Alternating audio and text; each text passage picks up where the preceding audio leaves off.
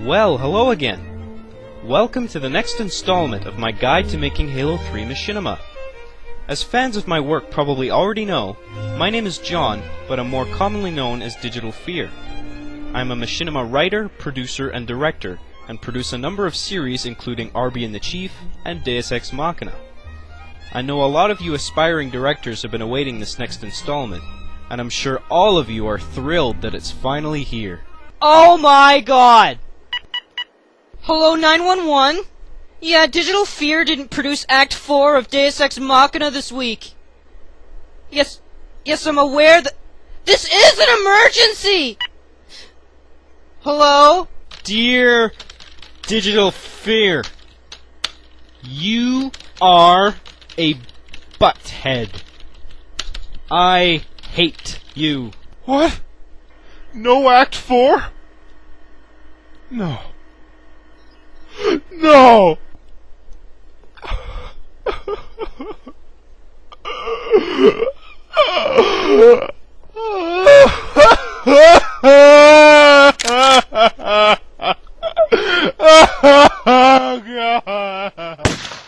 In the previous installment, we covered my personal definition of Machinima, and a few of the pros and cons of Machinima as a medium for entertainment, as well as legal and copyright issues and music licensing.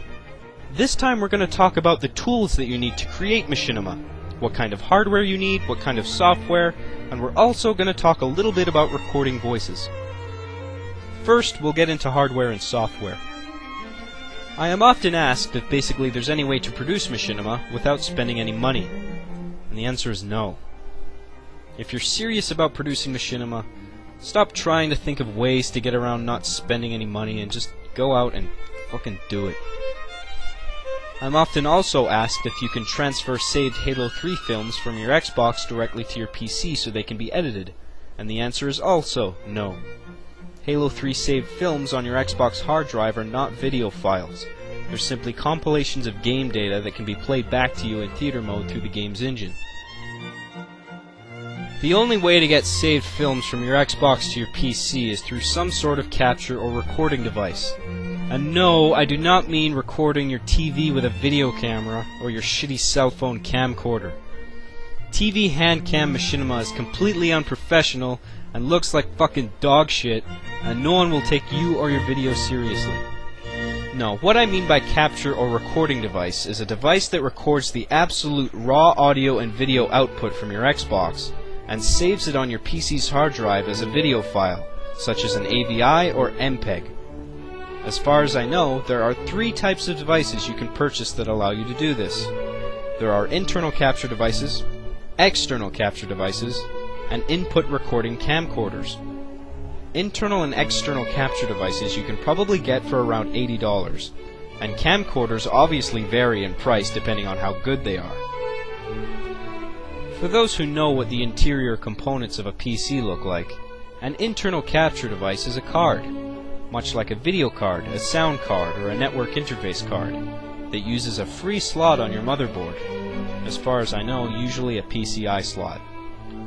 For those that aren't very tech savvy, terms like PCI, PCI Express, and AGP are all differently shaped slots for cards that you may or may not have on your motherboard. I haven't purchased an internal capture card, but I imagine it would come with an installation disk that would install the required drivers on your computer that tell your computer how to recognize the newly installed hardware and make it function. However, many people are afraid to open their computers up and install any hardware for fear of breaking something. Dude, how the fuck do you put this capture card in? Maybe I should just have it installed by a professional or something. Oh, what, and get ridiculously overcharged? Come on, opening up your PC isn't some taboo thing. Everyone should learn how to do it. It's simple, even if you just spend a few hours studying it or looking at a few diagrams on the internet or something. Fuck, I don't know, man. What if I break something? Well, as long as you don't force anything or get the circuitry all greasy or something, it's fine. Just open it up. Okay.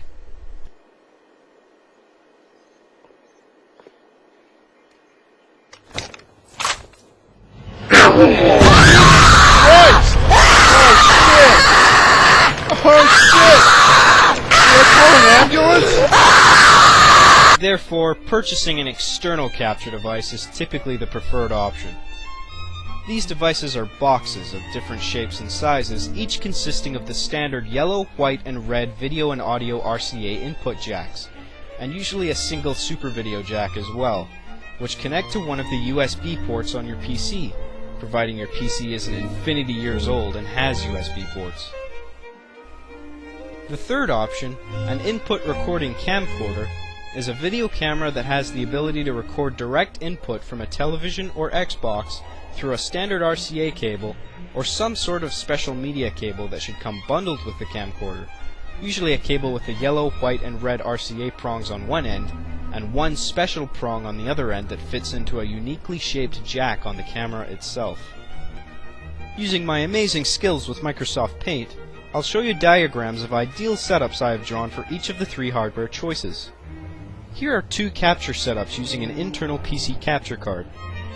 One setup involves connecting your Xbox 360's audio-video cable directly into the yellow, white, and red, or possibly just white, RCA jacks located on your internal capture card that you have installed in your PC's motherboard.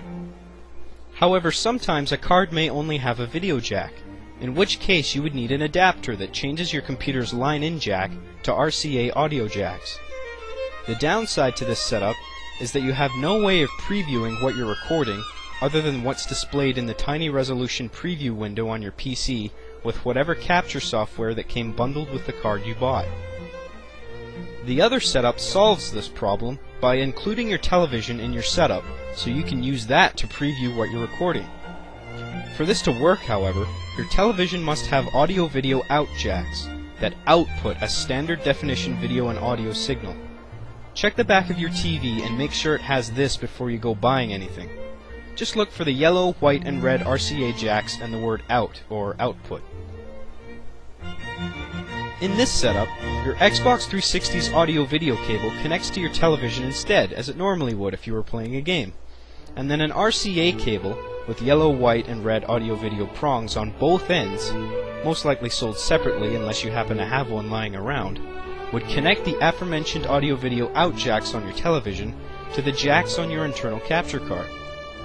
The setup with the external capture device, the Dazzle Digital Video Creator 80 in my case, with the television included is my personal setup, and the one I recommend. If you are instead using an external capture device like me, it's the exact same setup except for obvious differences. The capture device now connects to a USB port on your computer instead of connecting internally to a slot on your PC's motherboard. If you decide to use a camcorder with input recording, however, unless the camera itself has the yellow, white, and red RCA jacks, you would have to use a television as a medium in this case, and use the camcorder's previously described specially made AV cable to connect the unique input jack on the camcorder to your television's audio-video out jacks. Alright, so you've got everything hooked up properly. Now what about software? I personally use separate pieces of software for capturing and editing, but a lot of programs allow you to do both. Pinnacle Studio came bundled with my Dazzle Digital Video Creator 80, so that's what I use to capture footage. After I've saved my recorded footage as an AVI, I then import that footage into Sony Vegas, where I edit it and add text, music, and sound and visual effects. I also use Adobe Photoshop to create visual effects or edit still images, and software called Goldwave to edit and save sound files, which I'll describe in greater detail later on. However, this obviously isn't all that's available. There's a lot of different software available for capturing, but it's best to stick with what came bundled with your capture device for that, to ensure everything works properly and there's no compatibility issues. With editing, on the other hand, you have plenty of software to choose from, all different prices, some even free. Sony Vegas, Adobe Premiere, Pinnacle Studio, and Windows Movie Maker are a few examples. All consumer-level products you can buy from whatever your local big technology store is, like Future Shop, Best Buy, or Circuit City or whatever. The first three cost money, but Windows Movie Maker fortunately comes free with Windows, which obviously makes it a preferred option, the downside being that it's pretty basic. By the way, you've probably already realized this, but this guide is being made with mainly Windows 98 and XP users with PCs in mind. Not that I don't have any issues with Windows XP, I have plenty. but in my personal opinion, and no offense to Vista and Mac users personally, I don't care for Windows Vista or Macintosh at all, I'm sorry. As I said before, I use software called Goldwave to edit sound, and Windows Sound Recorder built into Windows to record voices. Yes, I'm aware that better programs exist like Audacity, which I recommend checking out. But to be honest, I'm just too damn lazy to familiarize myself with a new program, even if it does only take 5 minutes. In combination with sound recording and editing software, you're going to need a decent microphone to record voices. I myself currently use a Creative Fatality headset. Look for one that eliminates background noise, and one where you can move the microphone piece away from your mouth enough that your voice is clear, but it doesn't pick up any hard P or S sounds. Damn it, we're under heavy fire! Where the hell is Johnson? I don't know, sir. Hey guys, I'm here. Sorry I'm late. Jesus Christ, move the microphone away from your mouth. Yeah, really. What? What?